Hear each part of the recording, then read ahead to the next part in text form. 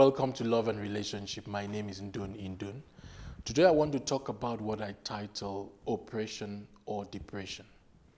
Oppression or depression.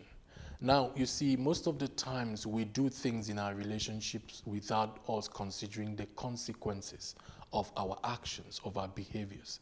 I've come to see that most of the time what you have as consequences, that happens in our relationship, which mostly manifests in the partner of the person who is doing this action, is either the person feels oppressed or the person feels depressed.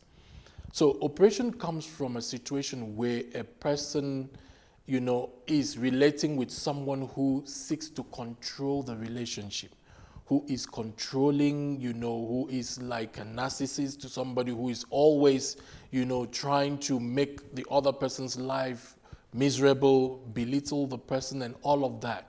Those kind of control will lead to your partner feeling oppressed. That leads to oppression.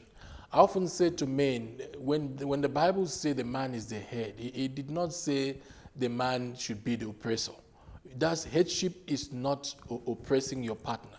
Headship is leadership, which even puts more responsibility on men to be able to lead by example, to lead by explanation, to be able to show the way for their family to follow. I want you to think about everything that you do against your partner. You may be causing the person to feel either oppressed or depressed. And that's what I want you to consider today. Because sometimes, you see, we feel good about what we do, but we are not considering how our partner feels about it. So beware that you are not in any way oppressing your partner. You are not trying to enforce your own ways. You are not trying to, force your partner to do what your partner cannot do or is not willing to do at that time. That's why love is patient. Sometimes you need to be patient for the person to be able and willing and ready to do that. So when you try to force things, when you try to manipulate things, it might lead to oppression. Whatever you try to manipulate to bring to pass, it might lead to oppression. You may not know your partner is oppressed. Now, the other side, which is depression, is when a person is relating with somebody who is either competing with him or her, or the person is comparing him or her to other people. Those kind of scenario leads to depression. You see, if you're with somebody who, everything you do is not good enough, everything you do, the person complains about it. It's like the person always feel like, I'm better than you, I'm better than you. It's going to make you feel depressed. So I'm talking to people here, everyone listening to me, I want you to check within you. Does my actions or my words or my communication or my behavior in any way make my partner feel depressed?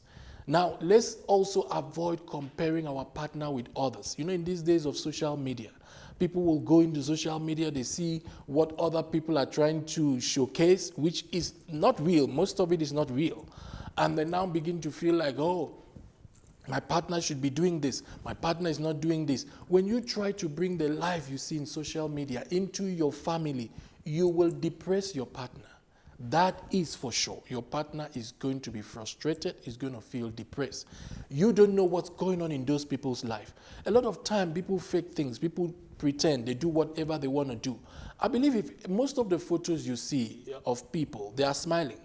But do you think if you meet that person at that point, the person will be smiling? People go through things. So I want us to stop this competition, to stop competing within ourselves in our marriages, and stop comparing our partner to other people or our marriages to other marriages. It's not going to profit you in any way. Your partner is unique. There are some gifts your partner has that others don't have. There are some skills, some grace your partner has that is different from others. So you have to be satisfied with what you have. You have to build on what you have. If you feel, oh, I would like my partner to do things this way, now you can begin to make that input in the life of your partner. But I have found out there is hardly a way you can say things that has to do with comparing with other people that will make sense to your partner. You have to just share what you feel like, share what you want, and make sure you are ready to work it out with your partner. You see, I feel like the greatest pressure we have in our marriages is if a person wants to change the other partner without being part of the process, without helping the person, just wants to give an instruction, you are doing this, you should stop, you should be doing this. How much, input are you going to make in being part of the process? Because you see, if somebody says to you, oh, I want to teach you how to drive, and the person takes you and begin to help you learn how to drive and this and that, then the person is making input in your life. You will learn how to drive. But if someone sits and just, say to you, look at you, you can't drive, you can't even do anything, and is not making any input in helping you to move from where you are to where you should be, that's not the right way to change a person. That's not the right way to impact your partner. So whatever you are looking forward to see as a change in the life of your partner, please ask yourself, what input am I making to help this person move from this position to that position? So if you try to force it, you may be oppressing. If you also try to manipulate it by comparing your partner with others, you may also cause depression. I've known people who never knew their partner was depressed until they came for counseling. That's when they understood, wow, I didn't know you were depressed. Because you see, you're not there, you're not listening. You always want to talk all the time. So friends, I want us to avoid bringing depression or oppression into your relationship. Make sure that everything is mutually agreed. Make sure you sit together and you discuss things. And you can also see the mood and the countenance of your partner. Try to see how to avoid anything that will bring forth negative countenance, negative mood, anything that will bring that.